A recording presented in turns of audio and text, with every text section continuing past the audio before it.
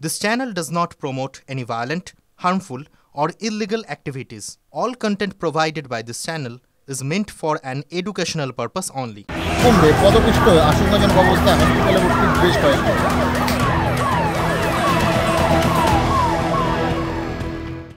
আজকের সবথেকে বড় খবর, মহাকুম্ভে পদপিষ্ট হয়ে বেশ কয়েকজনের মৃত্যু, আহত অনেকে। মৌনী অমাবস্যা উপলক্ষে অমৃত স্নান শুরুর আগেই বিপত্তি।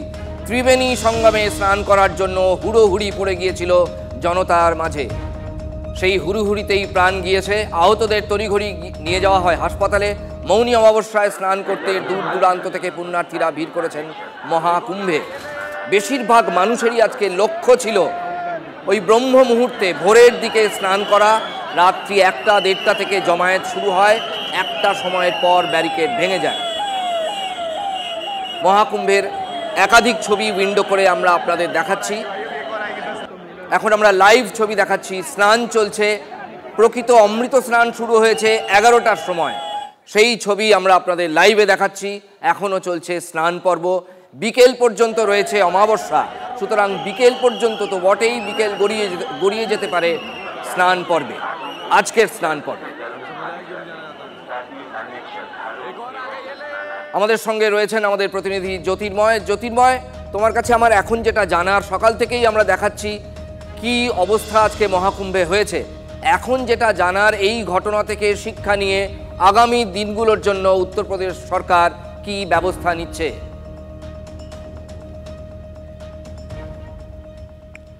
দেখো, প্রথমেই জানাই দুপুর 1:30 নাগাদ দিল্লিতে একটি নির্বাচনী প্রচারে প্রধানমন্ত্রী নরেন্দ্র মোদী জানিয়েছেন যে ঘটনা ঘটেছে সেই ঘটনা অত্যন্ত দুঃখজনক ঘটনা।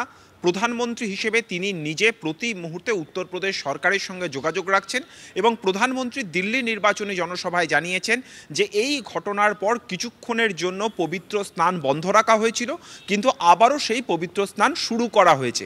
যে খবর আমরা পাচ্ছি যে সাধারণ মানুষের পুণ্য স্নান কোনো সময় বন্ধ করা হয়নি। যে সময় আখাড়া পরিষদের তরফ থেকে আখাড়ার মহামণ্ডলেশ্বর আচার্য, সন্ত, মহন্ত তারা যে সময়টি পুণ্য স্নান করেন, সেই সময় সাধারণ মানুষ ঘাটে বা ত্রিবেণী সঙ্গমের দিকে যেতে দেওয়া হয় না। আজকের এই দুর্ঘটনার পর প্রাথমিকভাবে যে আশঙ্কা করা হয়েছিল যে যেহেতু কোটি কোটি মানুষের জনস্রোত রয়েছে, ফলত এই আখাড়া পরিষদগুলির যারা মহামণ্ডলেশ্বর বা তাদের যে শোভাযাত্রা, তাদের জন্য যদি সাধারণ মানুষের স্নান কিছুক্ষণের জন্য বন্ধ করা হয়, তাহলে আবারও এই ঘটনার পুনরাবৃত্তি হতে পারে। সেই কারণেই প্রাথমিকভাবে সিদ্ধান্ত গৃহীত হয়েছিল আখাড়া পরিষদের তরফ থেকে যে তারা আজ পুণ্য স্নান করবেন না, বসন্ত পঞ্চমীর দিন তারা পুণ্য স্নান করবেন। কিন্তু তারপরে অন্যান্য আখাড়া থেকে আপত্তি উঠে আসার পর হস্তক্ষেপ করেন স্বয়ং উত্তরপ্রদেশের মুখ্যমন্ত্রী যোগী আদিত্যনাথ এবং তারপরে দুটি স্নানই সমান্তরালভাবে চলছে। অর্থাৎ আখাড়া পরিষদ তারাও যেমন তাদের সদস্যরা, মহন্ত মণ্ডলেশ্বররা তারা যেমন একদিক থেকে স্নান করছেন, পুণ্যার্থী তারাও অপর দিক থেকে স্নান করছেন। কিছু রুটকে, অর্থাৎ এই যে মেলার যে নদী তট, সেই জায়গায় পৌঁছানোর কয়েকটি রুটকে প্রথম থেকেই বন্ধ রাখা হয়েছিল। তার মধ্যে কোনোটা ভিআইপি মুভমেন্টের জন্য, কোনোটা আপৎকালীন পরিস্থিতিতে অ্যাম্বুলেন্স বা দমকলে যাতায়াতের জন্য। কিন্তু এই ঘটনার অব্যবহিত পরে সমস্ত রুট খুলে দেওয়ার সিদ্ধান্ত গৃহীত হয়েছে।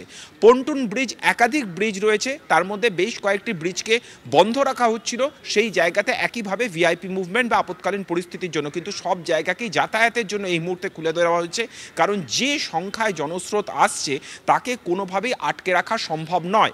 আরেকটি বিষয়ের উপর প্রতি মুহূর্তে নজরদারি চলছে যে এই নদী তটে স্নান করার সঙ্গে সঙ্গে যাতে মানুষ বেরিয়ে যায়, তার জন্য প্রশাসন শুধু প্রচার চালাচ্ছে না, একেবারে যারা ভলেন্টিয়ার যারা সেখানে রয়েছেন, পুলিশ যেখানে যারা রয়েছেন, তারা প্রতি মুহূর্তে সেই প্যাসেজ তৈরি করে দিচ্ছেন এবং মানুষকে বাধ্য করছেন। হ্যাঁ, যেরকম করে ঢেউ আসে আর যায়। জ্যোতির্ময়, তুমি আমাদের সঙ্গে থাকো, তোমার সঙ্গে আবার পরে কথা বলছি। যেভাবে ঢেউ আসে আর যায়, সেইভাবে একদল আসবে, স্নান করবে, চলে যাবে, পরের দল আসবে, এই ব্যবস্থাপনায় এখন জোর দেওয়া হচ্ছে।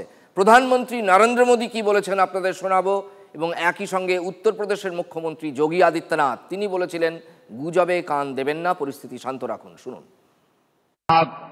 कुंभ में जो दुखद हादसा हुआ है, उस हादसे में हमें कुछ पुण्यात्माओं को खोना पड़ा है, कई लोगों को चोटें भी आई हैं। मैं प्रभावित परिवारों के प्रति संवेदना व्यक्त करता हूं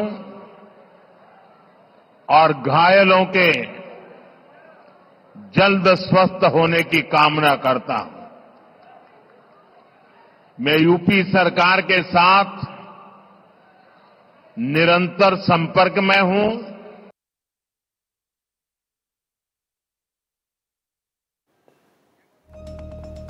মমতা বন্দ্যোপাধ্যায় বাংলার মুখ্যমন্ত্রী এক্স হ্যান্ডেলে যে পোস্ট করেছিলেন আজ সকালে সেটাও যথেষ্ট ইঙ্গিতপূর্ণ।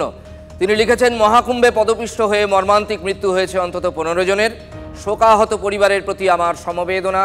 গঙ্গাসাগর মেলা থেকে আমার উপলব্ধি হয়েছে যে যেখানে এত বেশি সংখ্যায় পুণ্যার্থী সমাগম ঘটে সেখানে সঠিক পরিকল্পনা এবং যত বেশি যত্নশীল হওয়া যায় ততই ভালো। মৃতের আত্মার শান্তি কামনা করি। অর্থাৎ কোথাও মমতার যে এক্স হ্যান্ডেলে পোস্ট সেটা যথেষ্ট ইঙ্গিতবাহী এবং একটা তুলনামূলক আলোচনা গঙ্গাসাগরের প্রস্তুতির সঙ্গে মহাকুম্ভের প্রস্তুতির হয়েছে।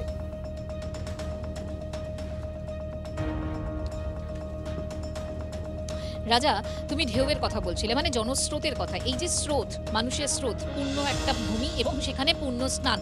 হাজারো মানুষ এসেছিলেন, বিভিন্ন জায়গা থেকে এসেছিলেন। ঠিক যেরকম শিলিগুড়ি, মানে আমাদের বাংলার শিলিগুড়ির বিধান রোড থেকে 5 বন্ধু একসঙ্গে গিয়েছিলেন।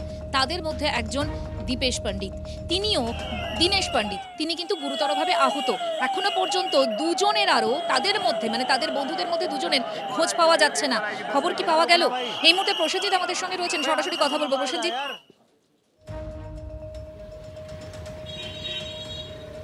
একদম দেখো, যে কথাটা জ্যোতি বলছিল দিল্লি থেকে, যে প্রচুর মানুষের স্রোত, কোটি কোটি মানুষ এই গঙ্গা স্নানে যাচ্ছেন এবং ওই যে সঙ্গমস্থলের উদ্দেশ্যে এগোচ্ছেন। গতকাল রাত 1:30টা নাগাদ দীনেশরা কিন্তু সেই এলাকায় পৌঁছান এবং স্নান সারেন এবং পরিবার সূত্রে যেটা বলা হচ্ছে, স্নান সেরে তারা যখন উঠে আসছিলেন ঠিক সেই সময় কিন্তু ধাক্কাধাক্কি শুরু হয়, যার মাঝখানে পড়ে কার্যত 5 জনের দল, প্রত্যেককে দলছুট হয়ে যান এবং এই ধাক্কাধাক্কির জেরে দীনেশ চোট পান। তার প্রাথমিক চিকিৎসা হয়েছে, আপাতত তিনি স্থিতিশীল। অন্তত 4 জন, বাকি যারা রয়েছেন তাদের মধ্যে 3 জনের খোঁজ সকালে কিছুক্ষণ আগে পাওয়া গিয়েছিল, রইল বাকি আরও 1 জনের খোঁজ। এই মাত্র সর্বশেষ যে লেটেস্ট আপডেট, সেই যে 5 নম্বর ব্যক্তি, সেই 5 নম্বর ব্যক্তির খোঁজও মিলেছে। তবে প্রত্যেকেই এই প্রবল ভিড়, কার্যত জনস্রোত, সেই জনস্রোতের ঢেউয়ে কার্যত ধাক্কা খেতে খেতে শহরের বিভিন্ন দিকে ছড়িয়ে পড়েছেন। তাদেরকে এক জায়গায় অ্যাসেম্বল করার চেষ্টা করা হচ্ছে এবং তাদের যাতে দ্রুত ফিরিয়ে নিয়ে আসা যায়। পরিবার তাদের সঙ্গে নিরন্তর যোগাযোগ রাখার চেষ্টা করছে। দীনেশের মতো আরো কেউ আছেন কিনা অবশ্যই নজর রাখো, আমাদেরও নজর থাকবে। আপাতত তোমাকে ধন্যবাদ। আহত দীনেশের পরিবারের কি বক্তব্য শুনুন। 11:30টার সময় ফোন করছে, বলছে কি যে মা, আমার 5টার সময় চান করছি, আমার শ্বাস আটকায় গেছিলো, তো আমাকে লোকজন ধরে জল টল দিল, আমি এখন ঠিক আছি। আমাদের 6 জনের ছাড়াছাড়ি হয়ে গেছে, এখন যোগাযোগ হচ্ছে না, একটু পরে যোগাযোগ করে আমি একসঙ্গে হয়ে যাব, বাস এটুকুনি বলছে। আমাদের যা ফোন নাম্বার আছে বারবার চেষ্টা করছি, তবে অনেকে বিচ্ছিন্ন হয়ে গেছে, এখন একসঙ্গে কেউ নেই। যেমন আমার বিধান রোড থেকে 15 জন গেছে, সব বিচ্ছিন্ন হয়ে আছে। 1-2 জনকে আমরা ফোনে পেয়েছি, বাকিরা পাচ্ছি না।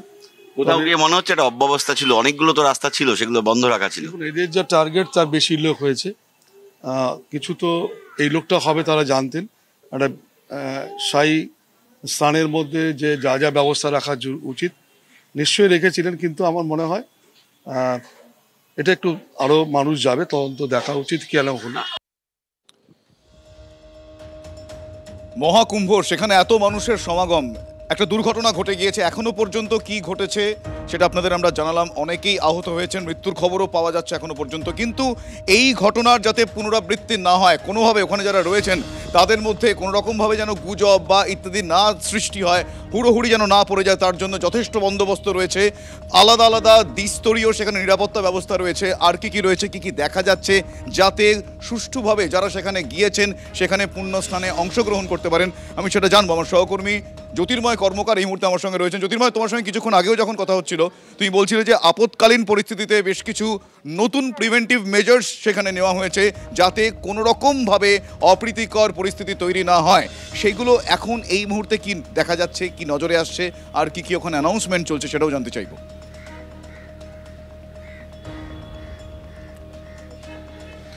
দেখো, মূলত ত্রিস্তরীয় নিরাপত্তা ব্যবস্থা এক্ষেত্রে কাজ করছে। একেবারে প্রথম যে স্তর অর্থাৎ মহাকুম্ভ মেলার থেকে যথেষ্ট দূরে যে খবর আমরা পাচ্ছি যে এই মুহূর্তে কুম্ভ মেলায় কত লোক রয়েছে, মোট লোক সংখ্যা নিরিখ এবং পরিকাঠামো তার মধ্যে কোনো সাযুজ্য আছে কিনা তা বিচার করে বিভিন্ন সময় প্রয়াগরাজমুখী যে সমস্ত হাইওয়েগুলি রয়েছে সেগুলিতে যান নিয়ন্ত্রণ করা হচ্ছে। যে খবর আমরা পাচ্ছি দুপুরের দিকে সাময়িকভাবে লখনৌ থেকে যে প্রয়াগরাজের দিকে রাস্তা আসছে সেই রাস্তা বন্ধ রাখা হয়েছিল, কানপুর থেকে যে রাস্তা যাচ্ছে সেই রাস্তা বন্ধ রাখা হয়েছিল, প্রয়াগরাজ থেকে রায়বেরেলি থেকে যে রাস্তা প্রয়াগরাজ আসছে সেই রাস্তাতেও যান নিয়ন্ত্রণ করা হচ্ছে। অর্থাৎ যে সংখ্যক মানুষ রয়েছে সেখান থেকে কিছু মানুষ বেরিয়ে না যাওয়া পর্যন্ত নতুন করে পুণ্যার্থীদের ঢুকতে দেওয়া হচ্ছে না। দ্বিতীয়ত যে বিষয়টি তা হচ্ছে যারা মেলা প্রাঙ্গণে পৌঁছচ্ছে, প্রথম থেকেই আমরা যে কথাটা জানাচ্ছিলাম যে আর্টিফিশিয়াল ইন্টেলিজেন্স ব্যবহার করে প্রতি মুহূর্তে ক্রাউড ডেন্সিটি তা পরিমাপ করা হচ্ছে। অর্থাৎ কোথাও যদি ভিড় বেড়ে যায় তাহলে অন্য রুটে যাতে ডাইভার্ট করা যায় তার ব্যবস্থাপনা, পরিকাঠামোগত ব্যবস্থাপনা প্রথম থেকেই ছিল, কিন্তু সেই ব্যবস্থাপনা কোথাও ফেল করেছে, সেই কারণেই এই ঘটনা ঘটেছে। কিন্তু এবারে আরও বেশি করে নজরদারি চালানো হচ্ছে, ড্রোন ফুটেজ তা বিশ্লেষণ করা হচ্ছে এবং তার পাশাপাশি পর্যালোচনা করা হচ্ছে, প্রতি মুহূর্তে হেলিকপ্টার থেকে নজরদারি করা হচ্ছে যে কোথাও কোনো ধরনের ধাক্কাধাক্কির ঘটনা ঘটছে কিনা এত বড় মেলা প্রাঙ্গণে, সেই বিষয়টিও সুনির্দিষ্টভাবে নজরে রাখা হচ্ছে। এর পাশাপাশি আরেকটি দিকে নজর রাখা হচ্ছে, আমি যে পন্টুন ব্রিজের কথা বলছিলাম, এই ব্রিজগুলি মূলত হচ্ছে লোহার ভাসমান ক্যাপসুল, তা নদীর ওপরে রয়েছে এবং তার ওপরে লোহার এবং কাঠের পাটাতন পেতে অস্থায়ী ব্রিজ তৈরি করা হয়েছে। জলস্তর বাড়ার সঙ্গে সঙ্গে এই ব্রিজও কিন্তু ভেসে উঠবে, এখানে কোনো সমস্যা নেই। কিন্তু যদি ব্রিজের ওপরে মানুষের সংখ্যা বেড়ে যায় তাহলে যদি তার ধারণ ক্ষমতার থেকে অতিরিক্ত হয় তাহলে যে কোনো ধরনের দুর্ঘটনা ঘটতে পারে। এই ব্রিজগুলোর ওপরে কত মানুষ উঠছে তাও কিন্তু প্রতি মুহূর্তে নজর রাখা হচ্ছে। ফলত যত সংখ্যা বাড়ছে তত এই ধরনের নজরদারি আরও বেশি করে যে বিষয়টির ওপর গুরুত্ব দেওয়া হচ্ছে তা হচ্ছে ভিড়ের পরিমাপ এবং তা যাতে সঠিকভাবে পর্যালোচনা করা যায়। কিছু নিষেধাজ্ঞা জারি করা হয়েছিল, বেশ কিছু সতর্কতা জারি করা হয়েছিল, সেগুলো যদি আরও একবার এই মুহূর্তের লেটেস্ট সিচুয়েশন কি সেটা বলো। ওই সতর্কতা সেগুলো এখনো জারি রয়েছে কিনা? দেখো, প্রথম থেকে যে ঘোষণা চলছিল, মকর সংক্রান্তির দিনও আমরা দেখেছিলাম এই ঘোষণা চলছিল, কিন্তু পুলিশ কিছুটা শিথিলতা দিয়েছিল। যারা আসছেন এই মহাকুম্ভ মেলায় স্নান করতে তাদের প্রত্যেকেরই প্রবণতা হচ্ছে ত্রিবেণী সঙ্গম পর্যন্ত পৌঁছানোর। মূল রাস্তা থেকে ত্রিবেণী সঙ্গম পর্যন্ত পৌঁছতে প্রায় 2 কিলোমিটারের কাছাকাছি রাস্তা হাঁটতে হচ্ছে এবং যদি ভিড়ের অভিমুখ শুধুমাত্র একটি দিকেই থাকে তাহলে এই ধরনের দুর্ঘটনা ঘটার সম্ভাবনা সব থেকে বেশি বেড়ে যায়। বারবার ধরে মাইকে অ্যানাউন্স করা হচ্ছে যে যখন এই মেলা প্রাঙ্গণে লোকে প্রবেশ করছেন হাতের কাছে তারা যে ঘাট ফাঁকা পাচ্ছেন, অর্থাৎ একাধিক ঘাট পেরিয়ে তাদেরকে ত্রিবেণী সঙ্গম পৌঁছতে হচ্ছে। 12 কিলোমিটার দীর্ঘ এই নদী তট, সেখানে একাধিক পরপর ঘাট রয়েছে, ফলত যে ঘাটগুলি ফাঁকা থাকছে সেখানেই যাতে তারা স্নান করেন সেই ঘোষণা করা হচ্ছিল। আজ এই দুর্ঘটনা অর্থাৎ কোনো রকম ভাবে সেখানে যাতে গুজব না ছড়ায়, হুড়োহুড়ি না পড়ে যায়, সেই যাবতীয় বিষয়গুলো দেখা হচ্ছে। কিন্তু এরকম একটা পরিস্থিতিতে, এরকম একটা অমৃত স্নানে এই ঘটনা ঘটে গিয়েছে, অপ্রীতিকর তো বটেই, সেটা দুর্ঘটনাও। বিরোধীরাও কিন্তু এই দুর্ঘটনাটাকে ইস্যু ভেবে যোগী সরকারকে খোঁচা দিতে ছাড়ছে না। সেই বিষয়টা আমার সহকর্মী রাজা বলবেন। রাজা, মহাকুম্ভে পদপিষ্ট হয়ে বহু মানুষের মৃত্যু, সোশ্যাল মিডিয়ায় দাবি রাহুল গান্ধীর। যোগী সরকারের ভিআইপি ট্রিটমেন্টের জন্যই এই পরিস্থিতি তৈরি হয়েছে, অভিযোগ কংগ্রেস নেতার। ভিভিআইপি সংস্কৃতি বন্ধ করে যোগী সরকারকে সাধারণ পুণ্যার্থীদের প্রতি নজর দেওয়ার পরামর্শ। একই সঙ্গে অখিলেশ যাদব তিনিও এই সুযোগে যোগী সরকারকে আক্রমণ করেছেন। তার মতেও অব্যবস্থা ছিল, তার দাবি। অখিলেশ বলছেন যে চূড়ান্ত অব্যবস্থা ছিল, তাই এই এত বড় দুর্ঘটনা ঘটল। শুনুন back to back Rahul Gandhi এবং অখিলেশ যাদব কি বলেছেন।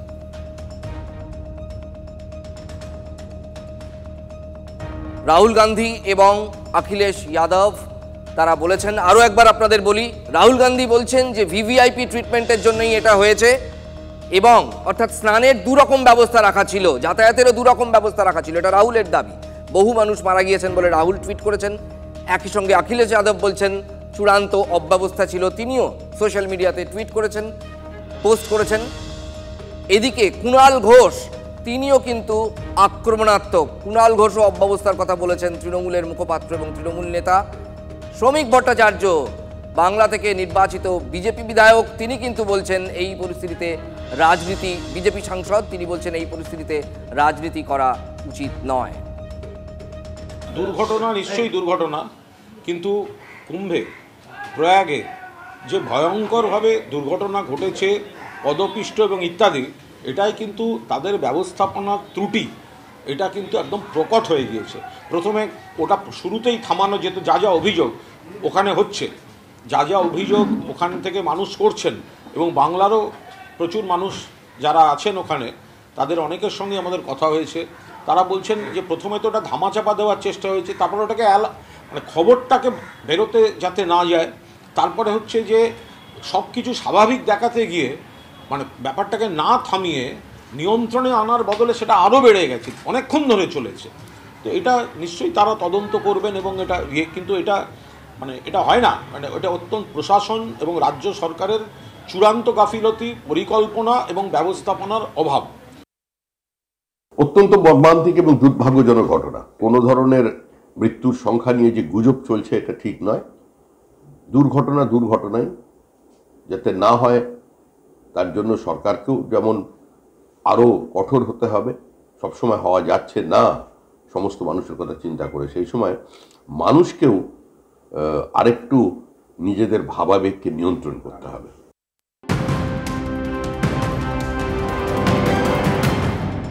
এই মুহূর্তের আরও একটা মানে আজ দিনের আরও একটা গুরুত্বপূর্ণ খবর, সিবিআই এর যে তদন্ত, সেই তদন্তে অসন্তোষ প্রকাশ করে তিলোত্তমার পরিবার তারা সুপ্রিম কোর্টে দ্বারস্থ হয়েছিলেন, এবং এক্ষেত্রে প্রধান বিচারপতি নির্দেশ দিয়েছেন যে আবেদন প্রত্যাহার করুন। কিন্তু কি কারণে তিনি এটা বললেন, তার কি পর্যবেক্ষণ? তিনি যেরকম বলছেন, অন্য সংস্থাকে দিয়ে নতুন করে তদন্তের আবেদনের একাধিক বিষয়ে বিতর্ক সাপেক্ষ, হলফনামার মাধ্যমে কোর্টে যা বলা হবে তার একাধিক ফল হতে পারে। আর কি কি পর্যবেক্ষণ রয়েছে জানবো। শ্রাবন্তী শাহ আমাদের সঙ্গে রয়েছেন, আমার সহকর্মী। শ্রাবন্তী, দেখো, তিলোত্তমার পরিবারের পক্ষ থেকে 42টা প্রশ্ন সামনে নিয়ে আসা হয়েছিল, এবং সেক্ষেত্রে নতুন একটি আবেদন করা হয়েছিল। আজকে শুরুতেই প্রধান বিচারপতি তিনি জানিয়ে দিয়েছেন যে আরেকবার ভেবে দেখুন, এই আবেদন নতুন করে করা উচিত বলে তার মনে হয়েছে। তাদের নতুন আইনজীবী করুণা নন্দী তিনি সওয়াল করেন যে নির্যাতিতার বাবা মারা যে সময় এই আবেদন করেন তখনও সঞ্জয় রায়ের পানিশমেন্ট হয়নি, কনভিকশন হয়নি, তখনই তারা এই আবেদনটি করেছিলেন। কোথাও গিয়ে প্রধান বিচারপতি এটা বোঝাতে চাইছেন যে যেভাবে নতুন একটি তদন্ত সংস্থা দাবি করা হয়েছে, একই সঙ্গে যে কারণগুলি ব্যাখ্যা করা হয়েছে তাতে যে এখনও পর্যন্ত কনভিক্টেড অর্থাৎ সঞ্জয় রায়, তার পরবর্তী সময় সুবিধা হয়ে যেতে পারে, আর ঠিক সেই কারণেই ফ্রেশ অ্যাপ্লিকেশনের কথা বলা হয়েছে। আইনজীবী সেটা মেনে নিয়েছেন, এবং আগামী দুদিনের মধ্যে তিনি আরেকটি নতুন আবেদন করবেন, এবং তারপর ফের নতুন করে এটির যখন আবেদন করবেন তখন নতুন করে আরজিকর মামলার কবে শুনানি হবে সেটা নিশ্চিত করবেন প্রধান বিচারপতি। তবে মঞ্জিরা, আইনজীবী করুণা নন্দী আজকের আরেকবার তিনি জানিয়ে দিয়েছেন যে তারা এখনও মনে করছেন না যে শুধুমাত্র সঞ্জয় একা দোষী, তাই যারা জড়িত আছে তারা এখনও পর্যন্ত যথেষ্ট প্রভাবশালী, এবং যত দেরি হয়ে যাবে সেক্ষেত্রে এই মামলা আরও একটা সমস্যার মুখে পড়তে পারে বলে তিনি আশঙ্কা প্রকাশ করেছেন। যদিও প্রধান বিচারপতি তাদের ফ্রেশ অ্যাপ্লিকেশন করতে বলায় আগামী কয়েকদিনের মধ্যেই সেই ফ্রেশ অ্যাপ্লিকেশন তারা করবেন বলে জানা যাচ্ছে। শ্রাবন্তী, ধন্যবাদ তোমাকে। ফিরলাম খবরে। ফের সরকারি হাসপাতালে চিকিৎসকের হেনস্থার অভিযোগ। শোরগোল এমআর বাঙুর হাসপাতালের ঘটনা। আজ ভোররাতে ইমার্জেন্সিতে চিকিৎসা করাতে আসেন এক ব্যক্তি। অভিযোগ, তখনই রোগীর পরিজনদের সঙ্গে ডাক্তারের বচসা। তারপরের ঘটনাক্রম কি হয় আমরা জানবো আমাদের প্রতিনিধি সুশোভন ভট্টাচার্যের কাছে। সুশোভন, ঠিক কি হয়েছিল, বচসা কি থেকে, এবং তারপরে কি হলো? এখন চারুমার্গের থানা এলাকার এক ব্যক্তি তিনি হাতে আঘাত পেয়েছেন, এবং সেই আঘাত নিয়ে এমআর বাঙুর হাসপাতালে আসেন, এবং তারপর চিকিৎসকের সঙ্গে কথা বলেন। চিকিৎসককে সঙ্গে কথা বলতে বলতে বাক্য বিনিময় হয়, এবং তারপর বচসা শুরু হয়। মূলত চিকিৎসককে হেনস্থার অভিযোগ ওঠে, এবং সেখানেই কিন্তু যে পরিস্থিতি তৈরি হয় সেখানে কিন্তু আরো বেশ কিছু লোকজন, অর্থাৎ যারা চিকিৎসা করাতে এসেছিলেন তাদের পরিবার সহ আরো বেশ কিছু বন্ধু বান্ধব লোকজন চলে আসে, এবং চিকিৎসককে হেনস্থার মতো ঘটনা ঘটে। পরবর্তীকালে এমআর বাঙুর আউটপোস্টের যারা পুলিশ আধিকারিকরা এবং গলফিন থানার আধিকারিকরা আছেন, এবং তারপরেই ধরপাকড় অভিযানে নামে। তখনই দুজনকে গ্রেফতার করা হয়, সুভাষ মুগ্ধা ও মিলন দাস। এবং যেটা অভিযোগ হয়েছে যে চিকিৎসককে মূলত হেনস্থা করা হয়েছে এবং রীতিমতো মারধর করা হচ্ছিল, এবং সেই জায়গা থেকেই কিন্তু এই পুলিশ কিন্তু পরিস্থিতি নিয়ন্ত্রণে আনে। মানে পুলিশ এখানে দ্রুত ব্যবস্থা নিয়েছে। অনেক ধন্যবাদ সুশোভন ভট্টাচার্য। কনফ্লিক্ট তৈরি হয়েছিল, কিন্তু সেটা এমন একটা পরিস্থিতিতে পৌঁছয় পুলিশি তৎপরতায় সেটা আর মানে খারাপ কোনো জায়গায় পৌঁছয়নি, এবং পুলিশ এসে দ্রুততার সঙ্গে তাদেরকে জায়গা থেকে সরিয়ে দেয় এবং দুজনকে অ্যারেস্ট করেন। TV9 বাংলার খবরের জের ভুয়ো নথি দেওয়ায় বাতিল হলো তৃণমূলের পঞ্চায়েত প্রধান লাভলি খাতুনের ওবিসি সার্টিফিকেট। লাভলিকে খোয়াতে হচ্ছে মালদার হরিশ্চন্দ্রপুরের পঞ্চায়েত প্রধানের পদও। 2023 সালে পঞ্চায়েত নির্বাচনে ওবিসি সংরক্ষিত আসনে তৃণমূলের টিকিটে জয়লাভ করেন লাভলি, যদিও তার বিরুদ্ধে বাংলাদেশি হয়ে ভারতে পশ্চিমবঙ্গে ভোটে লড়ার অভিযোগ তোলেন তাঁরই প্রতিদ্বন্দ্বী রেহানা সুলতানা। বিডিওর তদন্তেও লাভলির নথিতে ধরা পড়ে গরমিল। পঞ্চায়েত প্রধানের বিরুদ্ধে পরবর্তী কী পদক্ষেপ করা যায় ঊর্ধ্বতন কর্তৃপক্ষের কাছে জানতে চান বিডিও, কিন্তু তারপরেও কোনো পদক্ষেপ না হওয়ায় শেষ পর্যন্ত হাইকোর্টের দ্বারস্থ হন রেহানা সুলতানা। লাভলির ভুয়ো নথি প্রকাশ্যে এনে খবর করে TV9 বাংলা। তারপরেই নড়ে চড়ে বসে প্রশাসন। বাতিল করা হলো তৃণমূলের পঞ্চায়েত প্রধানের ওবিসি সার্টিফিকেট। ওনার লিখেছে যে ওবিসি সার্টিফিকেট ইনভ্যালিড, ক্যান্সেল হয়েছে। এক্ষেত্রে এখন প্রশাসন বলবে কি হবে, প্রশাসন সেটা আবার ভোট হবে না কি হবে, না প্রশাসনিক হিসাবে চার্জ নেবে, না যে উপপ্রধান আছে তাকে দায়িত্ব দিবে, সেটা বিডিওর সাথে কথা বলতে হবে। আমাদের তো উপপ্রধান আছে তৃণমূলের, না আমাদের ভোট তো তৃণমূলেরই থাকবে। TV9 বিষয়টা নিয়ে তদন্ত আরম্ভ করলো, হওয়ার ফলে সেটা একটা বড় করে খবর হলো। তারপরে আমরা দেখলাম গতকালকে মানে 28/1 মানে প্রায় 5 মাসের শেষের মুখে এসে এসডিও সাহেব অর্ডার করেছেন এবং লাভলি খাতুনের যে ওবিসি সার্টিফিকেটটা তিনি ক্যান্সেল করেছেন। ইনার তো ওবিসি সার্টিফিকেট ক্যান্সেল হয়েছে, তার মেম্বারশিপ যাবে, প্রধানশিপ যাবে এবং তার এগেনস্টে ক্রিমিনাল কেস কিন্তু স্টার্ট করতে হবে পুলিশকে।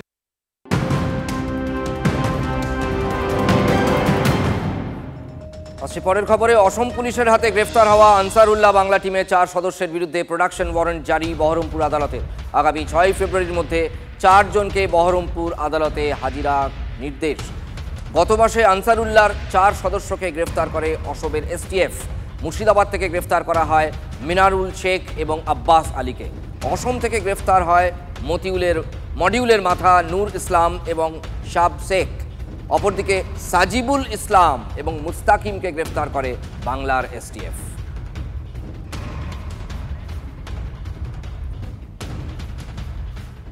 ভারত বাংলাদেশ সীমান্তে ওপারের বারবার উস্কানি, ভারতীয়দের ওপর হামলা, পরিস্থিতির কথা মাথায় রেখে বাগদার সীমান্তে বসানো হলো CCTV। নজরদারি বাড়াতে 17টি সিসি ক্যামেরা বসানো হলো বাগদা গ্রাম পঞ্চায়েতের তরফে। খবরটা এখানে ইন্টারেস্টিং, এটা BSF বসাচ্ছে না, এটা বসাচ্ছে বাগদার গ্রাম পঞ্চায়েত। বাগদার ভারত বাংলাদেশ সীমান্তের অনেকটা অংশেই নেই কাঁটাতারহীন অংশ দিয়ে অনুপ্রবেশকারীরা যাতে ভারতে ঢুকে অশান্তি পাকাতে না পারে তার জন্য CCTV ক্যামেরা বসানো হয়েছে পঞ্চায়েতের তরফে। মানে বাগদার মানুষ উপকৃত হবে, সুরক্ষিত হবে, কারণ বর্তমান বাংলাদেশের যা পরিস্থিতি, যে কোনো মুহূর্তে উগ্রপন্থী ঢুকে আমাদের সাধারণ জনগণের উপরে একটা অ্যাটাক করতে পারে, সে ব্যাপারে আমরা অনেকটা সুরক্ষা পাচ্ছি। না নিঃসন্দেহে বাগদা পঞ্চায়েত যে জিনিসটা করেছে খুবই ভালো। মানে বাংলাদেশে বর্তমান যে পরিস্থিতি তাতে আমাদের নিরাপত্তা বোধ করতে হয়, সেই কারণে পঞ্চায়েত যেটা করেছে খুবই ভালো। বাংলাদেশ থেকে যাতে চোরাই পথে মানুষ এদেশে আসতে না পারে, বাড়তি নজরদারি আমরা পঞ্চায়েতে করছি এবং এলাকায় যাতে দুষ্কৃতীদের যাতে লাফালাফি না ঘটে সেটার জন্য এই ব্যবস্থাটা আমরা করেছি।